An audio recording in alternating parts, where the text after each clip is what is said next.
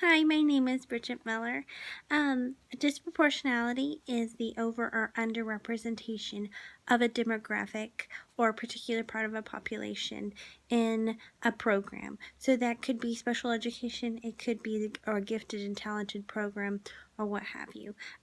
It's a concern because if only 23% of our population is African American and they're represented in special education at 32%, that's a disproportionate representation in that area. And it's an area for alarm. It's letting us know that there's something wrong with the way that we are testing students, referring students. It's letting us know that we're really not responding to a free and appropriate education, or we're not offering FAPE to a certain population of students, and we're keeping students not in their least restrictive environments, especially if they're qualifying for special education services and then being pulled out of general education classrooms. It's not least restrictive because we're not holding them to the same rigorous standards as we would if we're saying that they have a disability.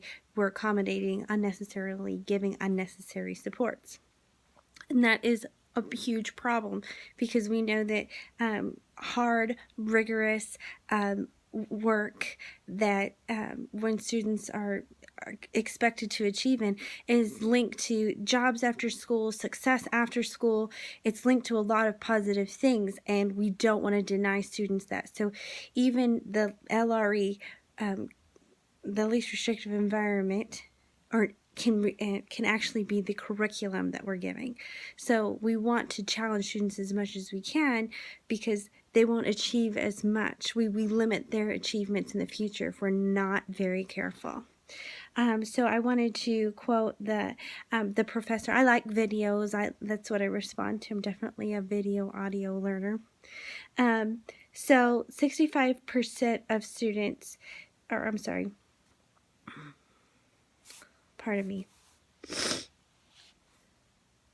So part of the thing that is concerning, and Dr. Waytaller said in his video, was that a lot of the things, the disability categories that students are being represented in are the more subjective categories: emotional disability, specific learning disability. So things that you are referred to by a teacher. They're not the more profound disability areas.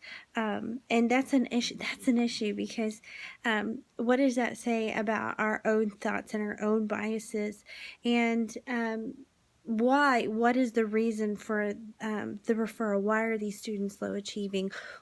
Are we not teaching in a way that responds to them culturally? It's a huge issue, and these students have a right to an appropriate education, and maybe my way of thinking doesn't respond or connect with them. So we need to, this is such a big issue. It connects to so many different things that we know is good in education. For the non-discriminatory evaluation, are the evaluations that we are creating, are students able to respond to them? Are they culturally unbiased, or are they biased? I mean, I think these statistics are saying that they in fact are, and that we may have a cultural bias when we administer them. So especially since there is such a rampant issue with disproportionality. Also, why are students underrepresented in special education, overrepresented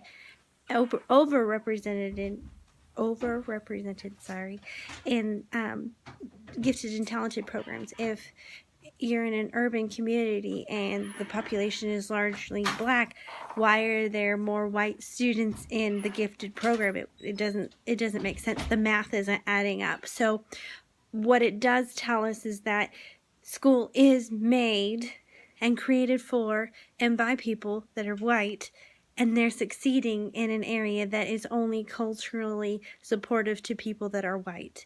That highlights huge issues all over our country, and we have a problem. It's just amazing. The school to prison pipeline just got me. I'm like, what's the deal with the cell phone? 17% of white students got suspended for having a cell phone. 40% of students that are black and African American were suspended. And then you look at those numbers, 32% of students that are incarcerated as juveniles have special needs. So we've given them these labels, and then we're not even supporting them. We're identifying them as having behaviors that are not linked to their disability, but they actually are. It's such a weird conundrum. We want to say that they have these disabilities, but then we want to punish them, and then we don't recognize that they have the disabilities. It's a huge conundrum. And I'm sorry, I know that I'm bouncing around, but it's in my mind, my thoughts are spinning because it's such a complex issue. But it's profound, and it's not fair. And I know, I hope that I'm not part of the problem. I hope that and I don't see this as much in where I work and how I work, because I do work with students that have more significant needs. And I'm in high school, so students have already been identified. My students very much qualify for the program that they're in. So I'm not out in this seeing it. But I know that it's a problem, and I want to be part of a solution and not part of a problem. And I don't want to see students placed in special education that don't need to be there. And I also want to see students get the supports and services that they need and not ignore populations. And, kids, if they're talented and gifted, that's awesome. But it certainly would raise a red flag if you're in an urban area and you're not seeing you have this diverse group of students, and that's not what your gifted programs look like. It might raise a red flag. And I think this is exactly what's happening, especially for the last 4 decades. The NEA has noticed it.